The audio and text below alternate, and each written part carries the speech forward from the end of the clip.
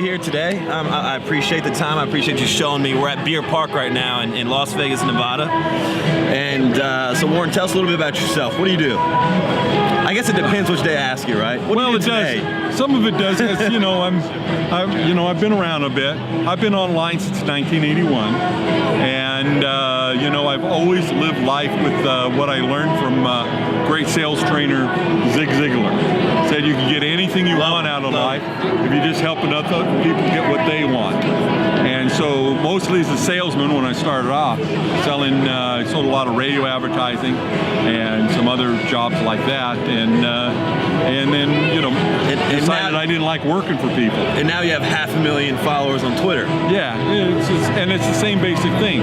People want things, and it's a basic equation.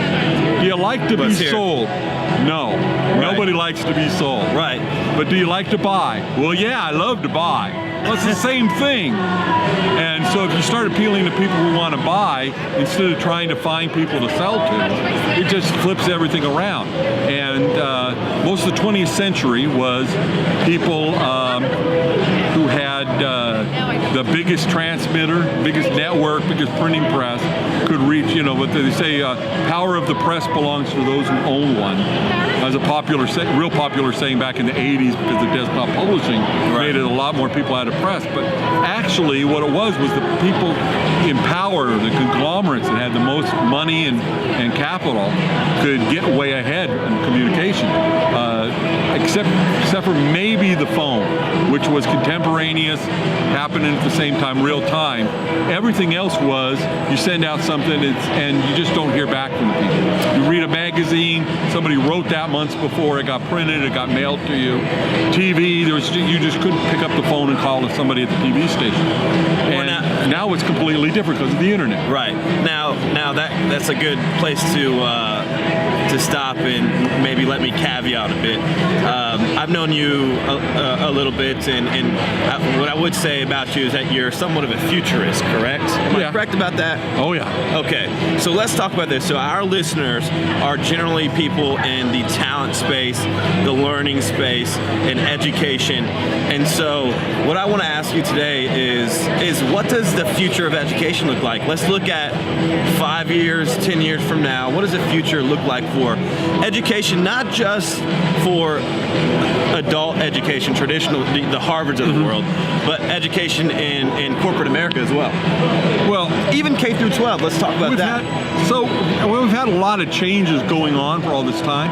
Part of that broadcast stuff out to people. And I've got to have to talk about trends mostly because, a good futurist, and please don't label me as a good futurist. A good futurist. I'm a futurist in that I care. Hashtag good futurist. Yeah, I care more about the future than the past. It's the way I look at things. I figure I'm going to spend the rest of my life in the future. I might as well enjoy it. Right. So, and think about that. I don't care about the past. You study history so you don't need to repeat it. There you go. Yeah, sure, but you live in the moment, but come on. The rest of our lives are going to be in the future, and it's changing very fast. So I look at the trends and what trends you can count on. Moore's Law is a great trend to watch. You can count on Moore's Law. Back in the 60s, Gordon Moore, one of the founders of Intel, said that the cost of memory chips and processing power were going to half and it changed. It was half a year. It was a year and a half, and then it was 2 years, and whatever. So every couple of years, you're going to get processors that are faster, memory that's cheaper, and so that's the effect that allows you to have your cell phone is as good as everything that was on back then. A computer was massive, and today exactly, and it just keeps getting smaller and smaller. Now, Moore's Law was the number of transistors you could put on a silicon chip, and we're reaching a point where the substrate that they actually make them, we're talking the inside of the chip. I think of like the PC board, and you stick a transistor on it. It's nothing like that. Inside the chip, there's like 1 million transmitters or whatever, and those keep getting smaller, and they're down to where there's so few atoms that we reach a point where they just don't shrink anymore. But theoretically, we can go subatomic. But the point is, Moore's Law is now predicted to go through 2024. 2023. Depends on who you talk to and what day. And a lot of engineers were hearing this. They say, wait a minute, Warren, you're wrong about Moore's Law. It's going to have an end. It's not going to have an end because other things are affected like Moore's Law. Communication. Broadband now fits where we used to say, you could use a twisted pair, 2 copper wires that are in the same sheet, and you could talk and carry a phone conversation over that. And now you can carry gigabytes of data over that same thing, and then we got fiber optics on top of that. We haven't even begun to get close to what fiber optics can carry, right. And then we got wireless on top of that. So it means that that in the future you're going to be able to click a button and have the whole movie. It's going to be that fast to transmit. So movies and songs are easy things to keep track of. Right, and so let's get back to how that affects the classroom. Okay, so the classroom was set up. Basically, you go back to the Horace Mann model and the idea of the QWERTY keyboard being meant so it was difficult to find the keys, so you would type slower, and things that were meant. Right. People were supposed to be taught just enough to operate machines, and this has some controversy to it. Fine, argue with you anytime you want on that, but my viewpoint is, you go back to 1835, Horace Mann said, let's get the people off the farm that need to operate the machines, let's put them in the schoolroom, let's teach them enough so they could read, so they know where the stop button is, the red button is stop. And you didn't need to know a whole lot to work in a plant. And that's still the model we have schools on today. We put kids into a room, we teach the first thing to do is to line up, be there at a certain time. And by kids, you might even mean an 18-year-old guy out of high school that wants a job. It can right. be. Yeah, and the one thing that I know, I can tell you this, I'm 61 years old now, the number of times that I needed to know how to raise my hand when I wanted to say something. Pay attention, guys. Has not happened that many times. They joke about not needing algebra. I think that's not true. The learning I got, the mind expansion I got from algebra has been helpful. Right. But not raising my hand or standing in line or going to the right place at the right time. Showing up for meetings on time is good. You need to be punctual. You need to have self-discipline, but that's not what gets you ahead. What gets you ahead is having something to say and saying it. Great point. And you don't get that in school. They're not teaching you to think on your own. Right, and so how do we make that shift? How do we transform the classroom, or is there a classroom anymore? I don't think there is. I think in the future we just don't have that classroom. We may have places for people to gather together for whatever reason. I think the idea you have to have that. Yeah. You have to have that social. There's a part of education that is very, very much so social. Absolutely. You have the socialization. I'm not sure does VR replace it could be the social aspect? I think, you get to VR and especially AR, augmented reality. So now you put on glasses. In 10 years, you won't need the glasses. The room will have projectors or whatever, and you might put it in a contact. As soon as 10 years. That's I'm going to call you up in 10 years. Robert Scoble and Shelley Israel, authors of a book called The Fourth Transformation, talking about AR and VR. Well, can you say that again so people can look at this Robert book? Scoble, Scoble, leading guy on future of technology, and his partner in writing is Shell Israel, great writer. They make a wonderful team. Shell holds down Scoble, who's bouncing off walls all the time. Anyway, they came to a startup grind meetup we had here last week during CES, and I interviewed them, and my question to them was,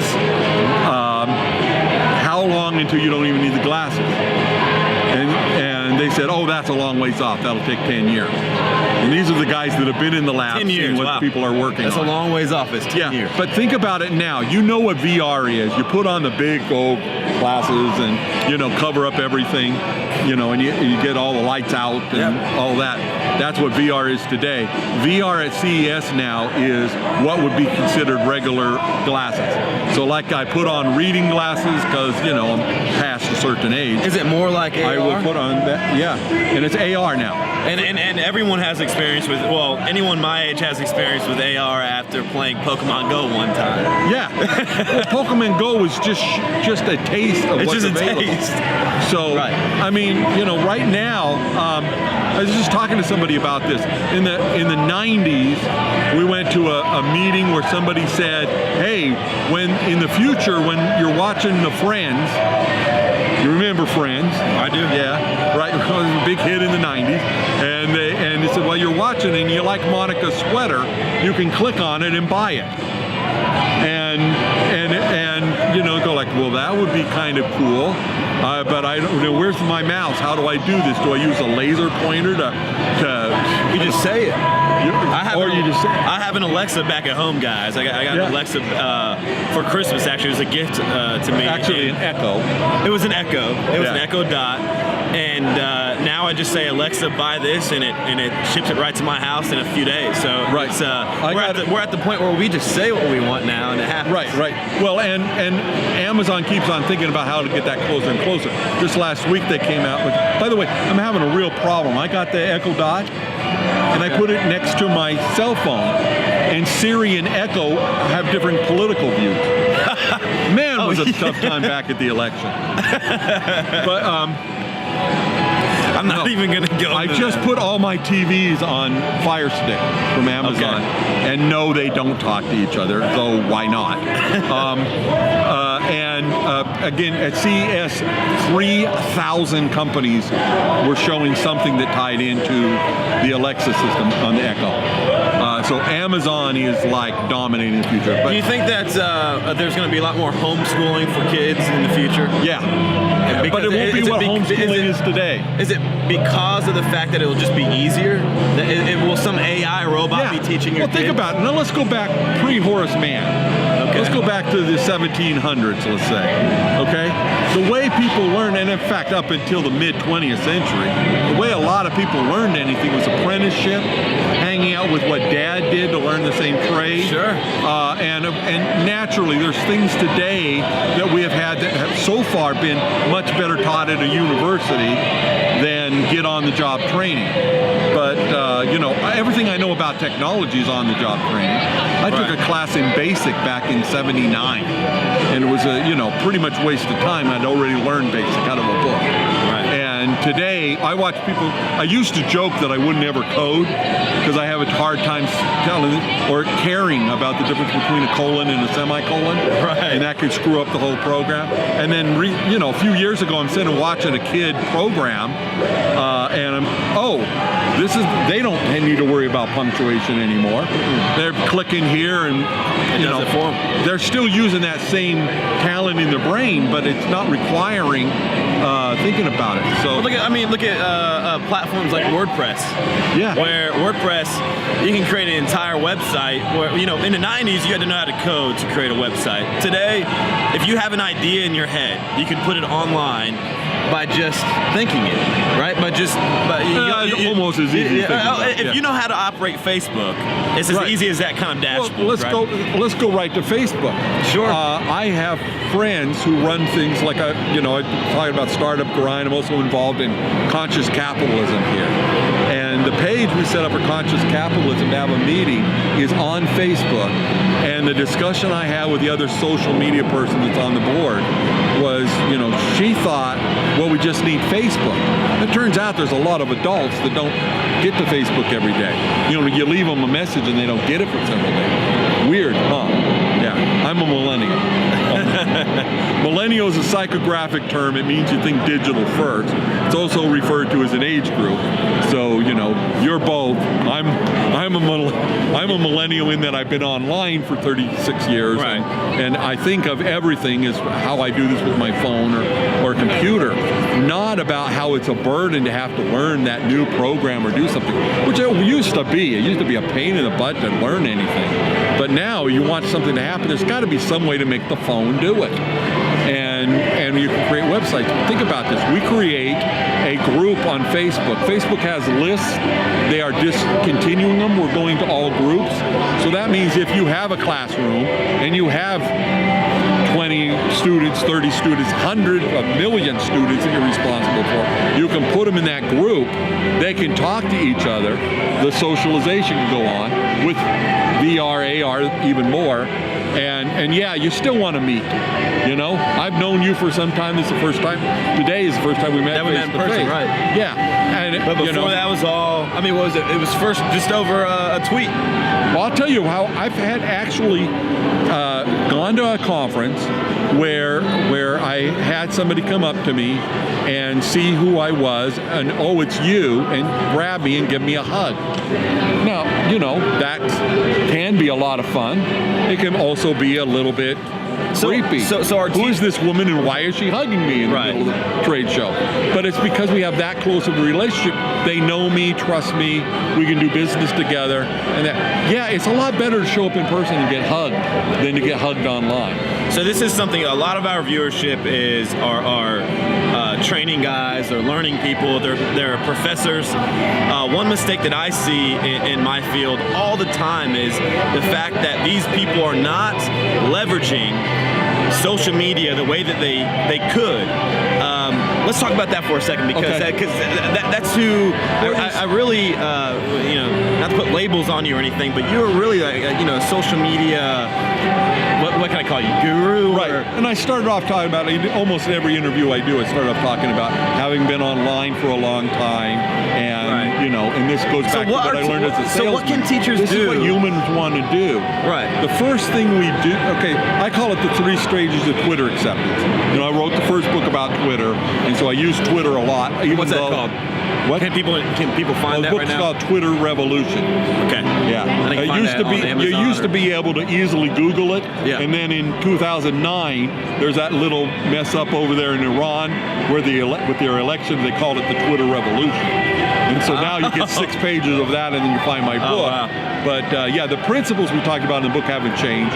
Twitter doesn't look at all like it did in the screenshots, but it wasn't a how to use Twitter book. The revolution is that instead of going to one place, listen to one-way communication, all that goes away, and we have it at whatever time. So, I mean, in the future, this interview will be considered like, wait a minute, why aren't you allowing people to ask you a question? So what that it's recorded? There still should be a button. Wherever you're going to post this will have comments, right? Sure. And they can get a hold of you. I now read a book with the expectation that I can talk to the author. I'm blessed in that I've met a lot of these people, but even when I don't know the person at all, I find their blog, I find their website, I leave a message, find them on LinkedIn. What I found is some very famous authors don't talk to people very much. And if you, really, when you go back to famous novelists, they just never talk to anybody. I had Tim Ferriss retweet one of my tweets about his book yesterday, and that's what social media has really done to, you know, sort of this these ideas is they really humanize them all, right? Because now a famous author like Tim Ferriss can reach out to little old me, right, and make me feel like I'm important, and that's what really gets people excited about his book, say. But let's talk about, okay, we're talking about his book and him doing that one little, it's probably a half of a second maybe to do that. Well, so if you're doing, got me so excited about that book. And you had a personal connection with Tim Ferriss. Right, but let's think about that in the aspect of education. How can we change education to fit that model? I mean, if you start humanizing. Well, if you're trying to reach students, right, that's what you're doing. You're trying to affect change outside of the classroom. By the way, that's all human life. We want to connect with people. We want to share stories. We want to affect change and progress and move forward. So that's about all there is. So this is a good time to stop and ask you, the last question I have for you, Warren, is it's 2017. It's finally here. What's one thing that you can give to our viewership and tell them, you know, maybe to think differently this year about X? What is that? Think about connecting with people rather than the platform tool, how you're going to do it, how you can maximize it. Let me go right back into three stages of Twitter acceptance. I wrote this one in the book. It applies to any technology, to anything that comes along. I wrote it about Twitter. First stage is, what is this? Why would I care what somebody else had for breakfast? And stage 2 is, oh, wait a minute. I don't have to worry about what that guy's having for breakfast. He's telling his friend. I can ignore that. Stage 2 is, now I got this figured out. I can talk to people. Now I need to get, just like I did when I had a mailing list, when I had a TV station, when I do anything I do, how can I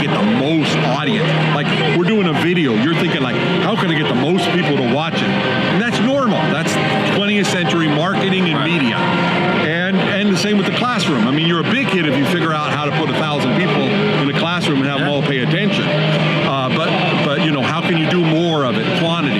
Then and in business we say, how can you monetize it? And then stage 3 is when you get it and you start talking to people, more peers than worrying about broadcasting to the students. Is how can it be available? One is be available for your students, be the mentor that you always intended to be.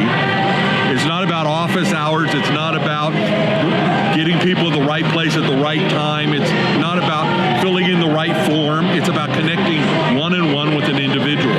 So when somebody that's a student contacts me, whether it's my student or just, you know, somebody in a university or kid in India writes me a tweet, I treat that like I do everybody else.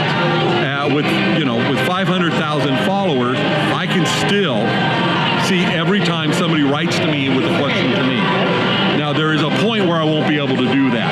Right. But the technology keeps better. I thought 50,000, I couldn't do it anymore. I'm now 10 times that. I'm still able to do it. And it's because I get faster and faster at knowing what to reply. And I stopped getting off on tangents and, other than this conversation, on tangents of conversations or whatever. When I'm on Twitter, I can answer. That's been really good discipline for me, 140 characters. And I know when I answer one person, there's 10 or 100 or 1,000 people reading what I wrote. I have the same question. So yeah, and they get that, they learn by being involved. But when somebody says, you try it, go tweet me at Warren Whitlock, say, are you real? And I'll answer you, you know, but please don't waste my time and your time on that. If you got a question, ask me a real question. But if you just want to try it, fine, the tests are okay too. So humanize the classroom. That's it. Connect with people. And it's there not, you go, guys. You heard it from Warren whether Whitlock. it's the classroom or online or wherever you are, it's not about controlling people and getting them to do things your way, but And it's not about they quantity. are. You could have a class of 10 or 15 kids. Yeah, Connect with them. imagine Tim Ferriss's teacher from 8th grade English saying like He talks about it all the time. Yeah. I don't know. I made Not that his English up. teacher, but his wrestling coach. He talks about all the There time. you go. But yeah, the same thing if it had been his English teacher or whatever it is. There are people that touch your life that are different. We all know that to be true. Be one of those people, and then use whatever medium you have to do to get to them. Great advice. All right, Warren. Well, I'm glad that I got a chance to catch you here in Las Vegas, Nevada, here at Beer Park. And until next time, guys. Let's go play.